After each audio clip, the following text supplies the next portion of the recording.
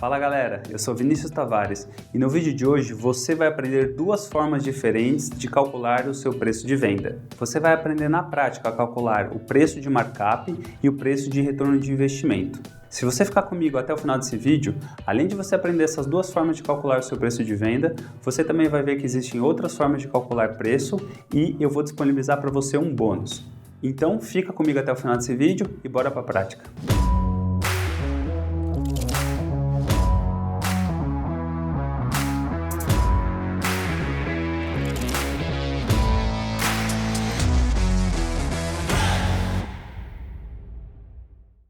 Seja bem-vindo ao Marketing Diário, o canal dedicado a falar tudo sobre marketing, estratégia e gestão de um jeito simples para impactar positivamente o seu negócio. Se você ainda não está inscrito no canal, clica aqui embaixo, se inscreve e ativa o sininho das notificações para você ficar por dentro de todo o conteúdo aqui do canal. Aproveita também, se está curtindo o vídeo ou o canal, deixa um like nesse vídeo e escreve um comentário. Afinal de contas, o seu feedback é muito importante para eu melhorar cada vez mais as aulas aqui do nosso canal.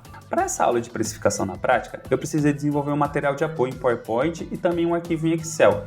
Eles vão ajudar a gente durante toda a aula para você entender muito bem todo o conteúdo de hoje.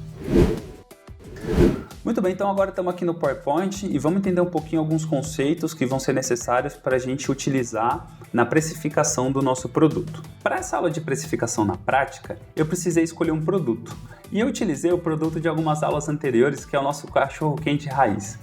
Se você não está lembrado dessa aula, clica aqui no card e confere lá rapidinho.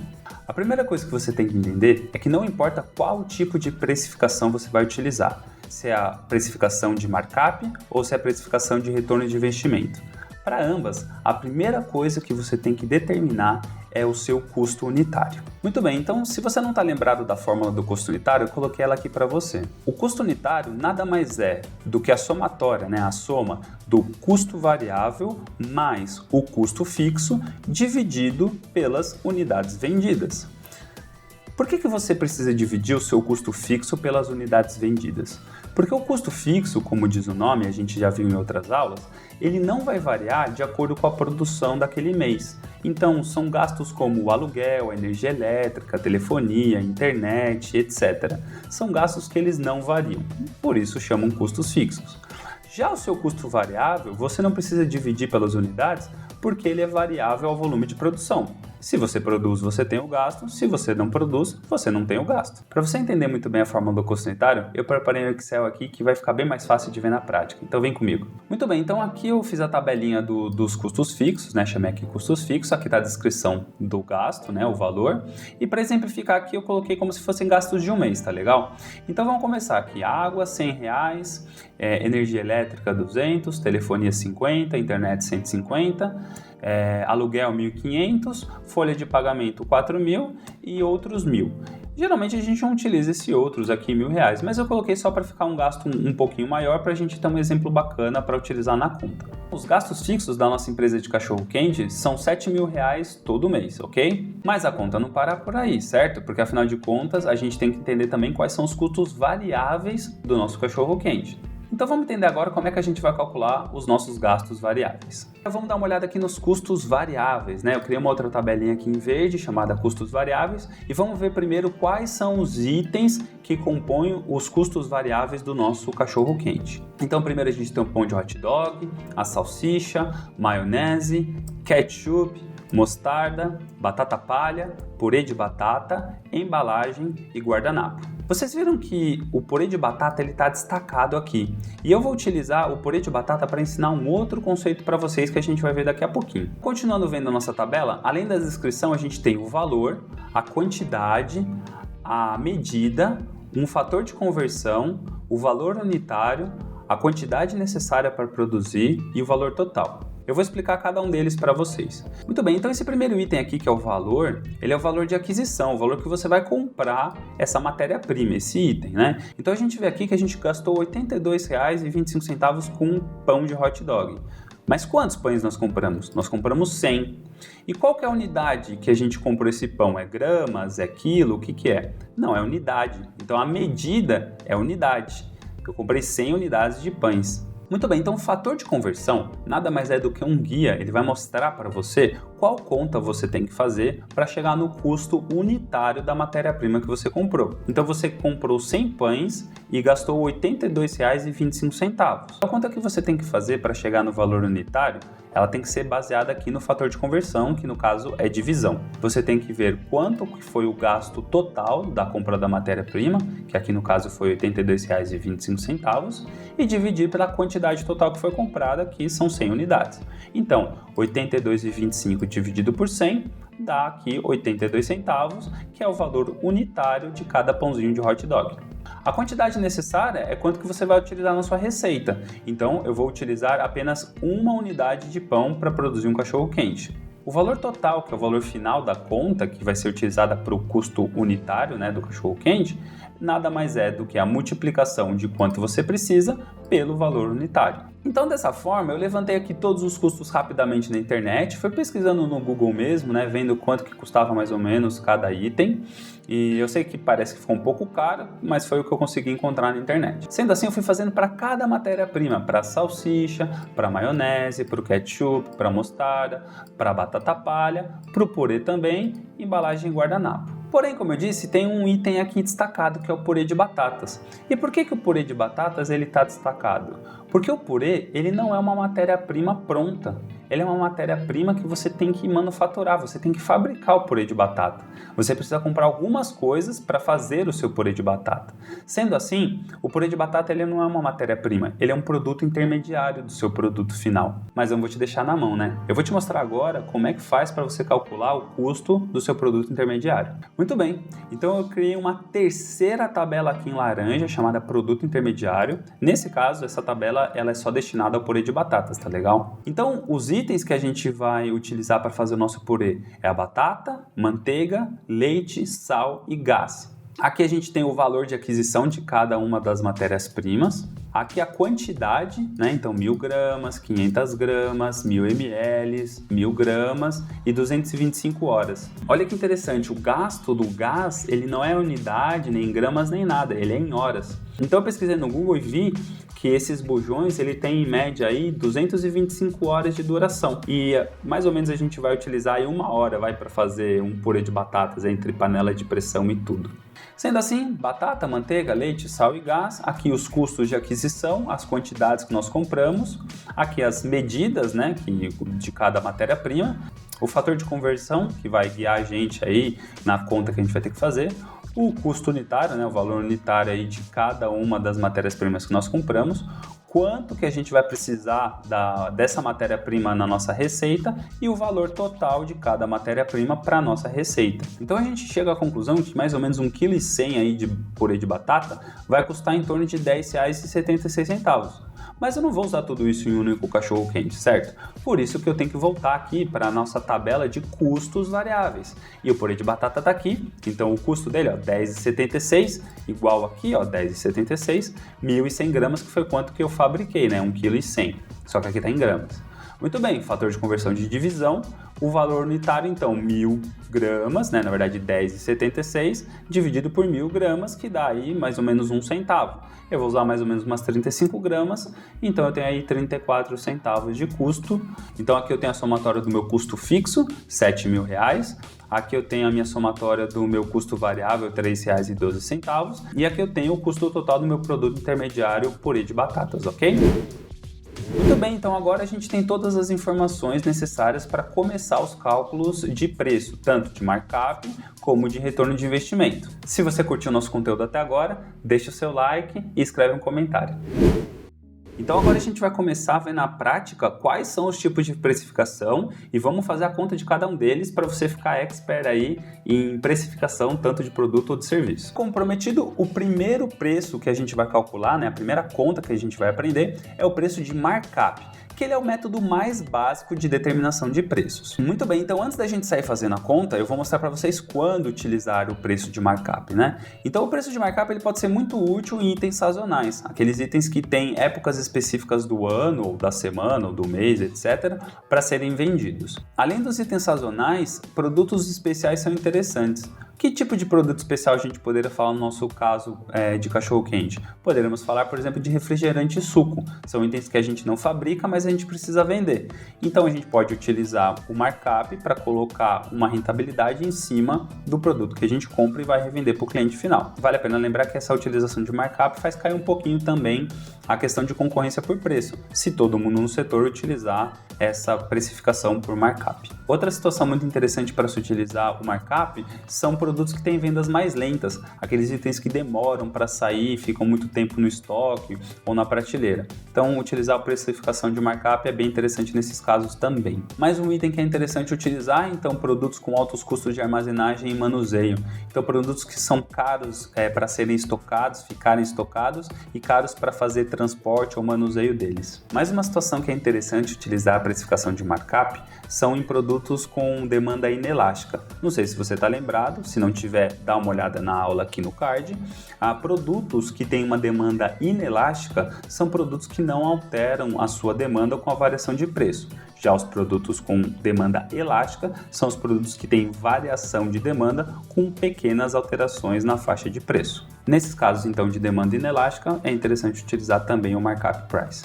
Agora eu vou mostrar para vocês o porquê que é interessante utilizar o preço de markup. É muito mais fácil para você estimar os seus custos do que estimar sua demanda, porque os custos estão dentro da sua empresa. Você faz os seus custos, você faz os seus gastos, ok? Mas a demanda você tem que captar. E muitas vezes você vai ter que fazer conta, vai ter que fazer estatística e vai fazer um monte de coisa e pode ser que você erre, porque a demanda não está sob o seu controle. A demanda está no ambiente externo da sua empresa. Você não consegue controlar ela. Você consegue, no muito, estimar e chegar perto algumas vezes. O segundo motivo que você tem para utilizar a precificação de markup é quando o setor que você está inserido utiliza esse método. E aí a similaridade de preços ela vai reduzir a competitividade por preço, entre as empresas. E o terceiro motivo é porque acredita-se que é o método mais justo tanto para os compradores, para os clientes, como para os vendedores. Afinal de contas, você tem um produto e você coloca um markup, você coloca uma margem em cima dele, o cliente acha isso justo e você acha isso justo. Todos saem ganhando. Então agora eu tenho uma dica muito importante para te dar, então presta bastante atenção.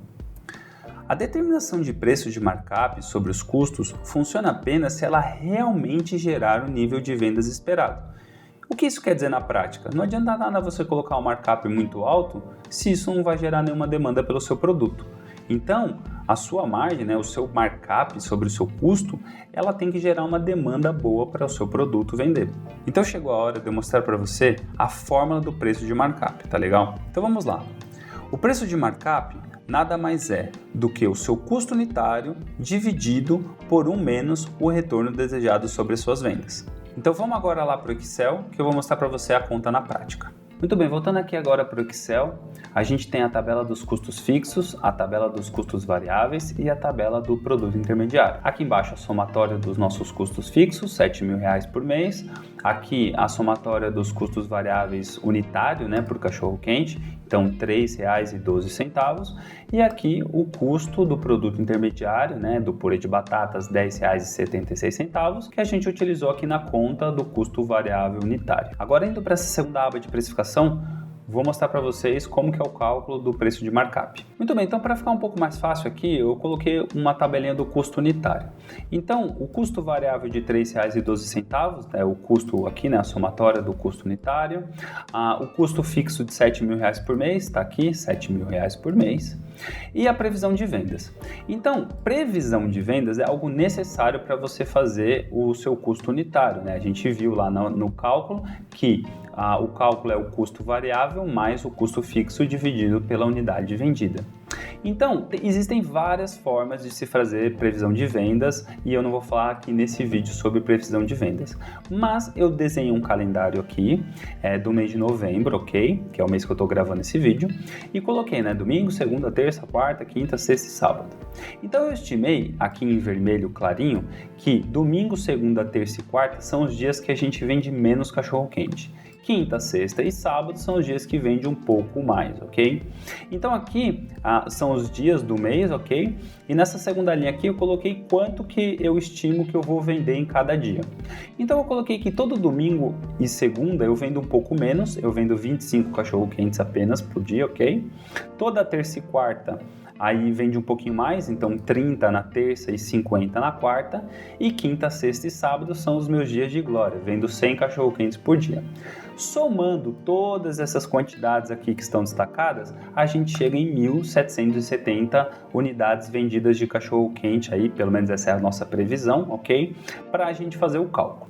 Então a fórmula aqui do Excel, a gente clica para poder ver, C4, que é o custo variável, R$ 3,12, mais C5, que é o custo fixo, R$ 7.000, dividido por C6, que é a previsão de vendas, 1.770 unidades, né? Que é a nossa previsão de vendas aí para o mês de novembro, 1.770 cachorro-quentes. Dessa forma, fazendo a conta aqui, o resultado é R$ 7,08. Esse é o custo unitário por cachorro-quente que a gente produz. Então agora a gente tem aqui o custo unitário do nosso cachorro-quente raiz e também a previsão de vendas do mês. Uma vez estimado o nosso custo unitário, a nossa previsão de vendas, a gente consegue agora fazer a fórmula, né, o cálculo do preço de markup. Então, relembrando a fórmula aqui do preço de markup, né, o custo unitário dividido por 1 menos o retorno desejado sobre as vendas.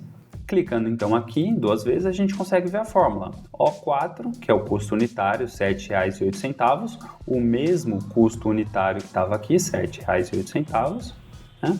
Dividido por 1 menos O5, que é o retorno sobre as vendas, 20%, que foi o que eu coloquei aqui, por exemplo. Então, dessa forma, a gente consegue ver que o preço de markup do cachorro-quente é R$ 8,85. Nessa fórmula aqui você pode mudar. Vamos supor que a gente não quisesse 20% de retorno, quisesse apenas 10% de retorno. Então, automaticamente aqui R$ 7,86. O que é legal de você saber é que se você coloca 50%, né, de markup sobre o seu custo unitário, você coloca 100% do que você gastou. Então você dobra o seu custo e tem isso como retorno. Então aqui notem que o custo unitário é R$ 7,08, né, aproximadamente com algumas casas, e o preço de markup é o dobro, R$ 14,15. Apenas para deixar aqui o nosso exemplo como estava, eu vou deixar novamente 20% de markup. Então veja como é simples você determinar a precificação por markup, né? Você precisa primeiro estimar o seu custo unitário, que nada mais é do que estimar os seus custos fixos e os seus custos variáveis, ok? Uma vez feito isso, você determina a sua demanda, né, a sua previsão de vendas, calcula o seu custo unitário, que é o seu custo variável, mais o seu custo fixo dividido pela previsão de vendas, que vai dar aqui o custo unitário R$ 7,08, nesse caso, nesse exemplo. E depois disso você utiliza o seu custo unitário e divide ele 1 menos o retorno que você deseja, nesse caso 20%, totalizando R$ 8,85. Então agora você acabou de aprender a famosa fórmula do preço de markup e você já sabe calcular o preço do seu produto ou do seu serviço pelo markup. Agora eu vou te mostrar uma segunda forma de precificar o seu produto e o seu serviço, que é o preço de retorno-alvo. Esse preço ele é utilizado para retornar o que o seu investimento renderia com uma taxa de retorno-alvo. Fica tranquilo que agora a gente vai ver a teoria e depois a gente vai para o Excel para ver na prática. Muito bem, vamos ver primeiro então qual é a fórmula do preço de retorno-alvo, tá legal? O preço de retorno-alvo ele é igual ao custo unitário mais o retorno desejado vezes o capital investido dividido pelas unidades vendidas. Eu sei que está parecendo um pouco confuso agora, mas acredita em mim, não é não. Vamos lá para o Excel de novo que eu vou mostrar para você. Muito bem, aqui no Excel então, só lembrando, custos fixos, custos variáveis e produto intermediário, tá legal? Segunda abinha aqui de precificação, custo unitário, previsão de vendas. Mas agora a gente vai ver o preço de retorno-alvo, né, o ROI, e não o preço de markup como a gente viu anteriormente. Então, muito bem, o primeiro item aqui, custo unitário. Isso a gente já viu, R$ 7,08, que está calculado aqui e é o mesmo custo que a gente utilizou lá no preço de markup. Retorno desejado. O retorno desejado também vou utilizar 20% aqui, mas vocês vão ver que a conta é totalmente diferente do preço de markup, então não confunde uma coisa com a outra. Terceiro item, capital investido. Vamos supor que eu vou investir R$ 20 mil no meu negócio de cachorro-quentes. Vou alugar um lugar, vou preparar ele, reformar, deixar tudo certinho. Então eu gastei R$20 mil nisso tudo. E por último, as unidades vendidas, que é o meu forecast, né, a minha previsão de vendas, que também está calculado aqui, 1.770, que é a somatória aqui de todos os dias do mês de novembro, tá legal? Bacana. Então vamos clicar aqui agora 2 vezes no preço de retorno-alvo, né, o ROI, e vamos dar uma olhada na conta novamente. Então, primeiro de tudo, R4, que é o custo unitário, R$ 7,08, mais, então eu abro um primeiro parênteses aqui e um segundo.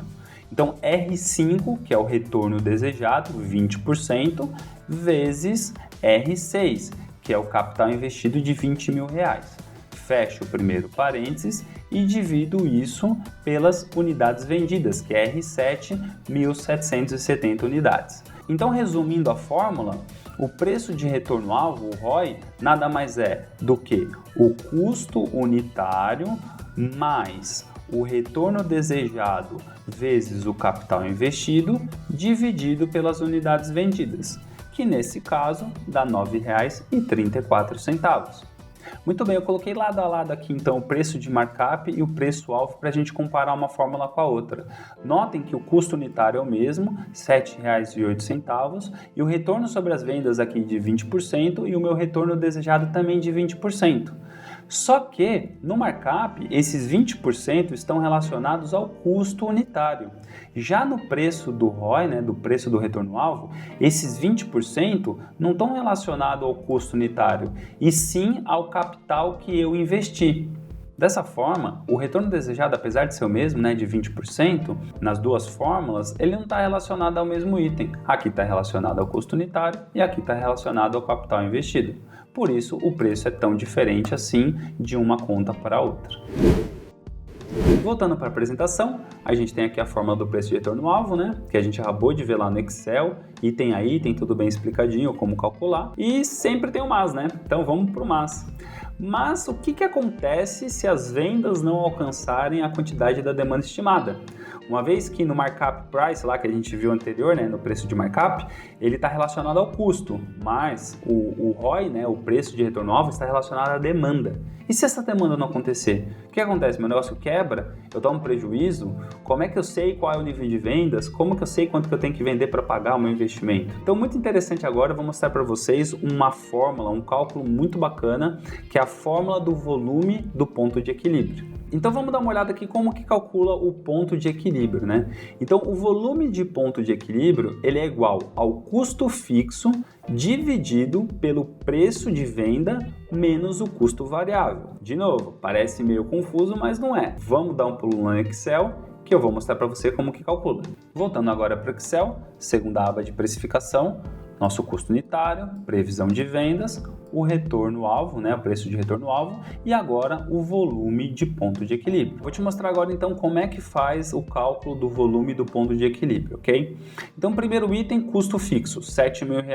É o mesmo custo fixo que a gente já utilizou em outras contas, que é do custo unitário aqui, R$ 7 mil, que nada mais é do que a somatória da tabela de custos fixos, tá legal? Segundo item, preço. Que preço que é esse de R$ 9,34? O preço que a gente achou anteriormente aqui na fórmula do preço de retorno-alvo, né? R$ 9,34. Terceiro item, custo variável, R$ 3,12. Que custo variável que é esse? É o mesmo custo variável que a gente utilizou aqui na fórmula do custo unitário, de R$ 3,12, que nada mais é do que a somatória aqui da nossa tabela de custos variáveis, tá legal? Eu fico voltando um pouquinho, mas é para você fixar bem aqui a ferramenta e também a fórmula que a gente utilizou para calcular todos os itens. E por último, o preço de retorno-alvo. Então vou clicar aqui 2 vezes para você ver a fórmula. Então, o 4, que nada mais é do que o custo fixo, né, R$ 7 mil, dividido pelo o 5, que é o preço, R$ 9,34, menos o custo variável, que é o 6, ok? Então, essa fórmula aqui já calculada vai dar 1.126 unidades. Então, lembrando que o resultado dessa fórmula é o volume do ponto de equilíbrio. É, na verdade, a quantidade de produto que você tem que vender. Por isso que deu 1.126. Então, o volume de ponto de equilíbrio são 1.126 peças. Mas afinal de contas, o que é esse volume de ponto de equilíbrio, né? Essas 1.126 peças que a gente acabou de ver? O ponto de equilíbrio, ele existe quando o seu nível de receita de dinheiro por unidade vendida, né, sempre atrelado às unidades, ele é o mesmo que os seus custos. Então, na verdade, quando a sua receita, que é a sua venda, empata com os seus custos totais, a gente chama isso de ponto de equilíbrio. Então, além de ver a fórmula do volume de ponto de equilíbrio, né, o cálculo, como que faz para chegar nele, é muito interessante a gente ver o gráfico também, você entender como é que ele funciona. Então, o gráfico do ponto de equilíbrio é dessa forma. Nesse eixo X aqui, né, na horizontal, a gente tem a quantidade, a somatória por dia, né, do período das unidades vendidas, então começa com 25 e chega às 1.770. E no eixo Y aqui, na vertical, a receita, a quantidade de dinheiro que a gente vendeu, né? O faturamento da empresa. Essa linha vermelha aqui é a linha da receita, então notem que conforme a gente vai vendendo cachorro quente, a nossa empresa vai faturando, a nossa receita vai subindo, ok? Chegando aqui no nível de quase 17 mil reais. Nessa linha preta aqui a gente tem o custo fixo, que a gente viu que é 7 mil reais no mês, né? E a linha cinza é o custo total. Vale a pena destacar que essa linha cinza do custo total, ela nasce aqui junto com o custo fixo, porque afinal de contas o seu custo total nada mais é do que o seu custo fixo, mais o seu custo variável, que é o custo que você tem para produzir cada um dos cachorro-quentes ou o seu produto, certo? Então, conforme você vai vendendo o seu produto, no caso aqui os cachorro-quentes, 25, 50, a sua receita sobe, mas o seu custo total também sobe. Afinal de contas, você está agora contabilizando o seu custo variável junto com o seu custo fixo. Então, essa bola amarela aqui, ela representa o volume de ponto de equilíbrio, ok? Que nada mais é do que a quantidade de produto que a gente tem que vender num período, então aqui aproximadamente 1.190 cachorro-quentes, para gerar uma receita, que aqui no caso é pouco mais de 10 mil reais, que encontre o nível do custo total. Então notem que nesse ponto tem um encontro entre o custo e a receita, elas são a mesma coisa. E depois daqui a receita cresce muito mais do que o custo total. E aí, esse intervalo aqui, a gente tem a lucratividade, é o lucro da nossa empresa. Enquanto a gente não vende 1.190 cachorro-quentes no mês, a gente só está pagando conta, na verdade a gente está devedor. Então vai vendendo, a nossa receita vai subindo. Quando chega em 1.190 cachorro-quentes, a gente fala que a gente pagou as contas, tá legal? Então a partir daqui a nossa receita continua crescendo muito mais do que o nosso custo total e a gente tem lucro, a gente bota dinheiro no bolso líquido para a gente poder fazer o que a gente quiser. Então aqui nessa apresentação a gente tem o gráfico do ponto de equilíbrio, mas lá no Excel eu vou mostrar para vocês como que eu calculei. Voltando agora aqui para o Excel, aqui temos todas as contas que a gente fez até agora, né? Do custo unitário, previsão de vendas, o preço de markup, o preço de retorno-alvo e o volume do ponto de equilíbrio que a gente acabou de ver, tá? Então a gente vai ver agora a terceira aba aqui do nosso arquivo de Excel, que é o ponto de equilíbrio. Nessa terceira aba, então, você pode ver o mesmo gráfico que a gente acabou de ver lá na apresentação, mas tem uma tabela que eu tive que construir para poder chegar nesse gráfico aqui, tá legal? Vendo item a item, então, primeiro a gente tem o período, que é a quantidade de dias, 30 dias aqui do mês de novembro, que é o exemplo. O segundo item é o volume vendido, né, do forecast, que nada mais é do que as quantidades que eu coloquei aqui na nossa tabela de previsão de vendas, tá certo? Terceiro item, a receita, que nada mais é do que o preço do cachorro quente multiplicado pelo volume daquele dia. A quarta coluna aqui tem o volume total, que nada mais é do que a somatória da venda diária. Então notem que o primeiro dia aqui 25 unidades, no segundo dia que eu vendi 25 unidades, aqui agora eu tenho 50 no total. Terceiro dia eu vendi mais 30, 80 e assim por diante. Quinta coluna, receita total, mesma coisa, né? Então, faturei R$ 233,41 aqui no primeiro dia. No segundo também, então aqui o dobro, né? R$ 466,81. Depois eu faturei 30 cachorro-quentes com uma receita do dia de R$ 280,09. Somo aqui R$ 746,90 e assim por diante. Muito bem, então essa sexta coluna, que é o custo total, como a gente já viu, ela é a somatória do custo fixo mais o custo variável. Então o custo fixo, eu coloquei nessa última coluna aqui, R$7.000 em todas essas linhas, para poder ter essa linha preta aqui no gráfico, senão não ia formar essa linha. Então eu vou dar um zoom agora para você entender como é que funciona a fórmula do custo total. Dando 2 cliques, então vamos lá. O custo total nada mais é do que G9, que é o custo fixo, R$7.000, mais C5, e ele está desse jeito travado em F4 aqui, porque está utilizando o custo variável de 3,12, vezes o D9, que é o volume total. Então por que eu uso o volume total e não o volume? Porque se eu utilizo o volume, eu ia pegar apenas o custo variável daquele dia. E eu não posso, se eu fizer isso vai dar errado. Eu tenho que entender qual que é a somatória do meu custo variável naquele período.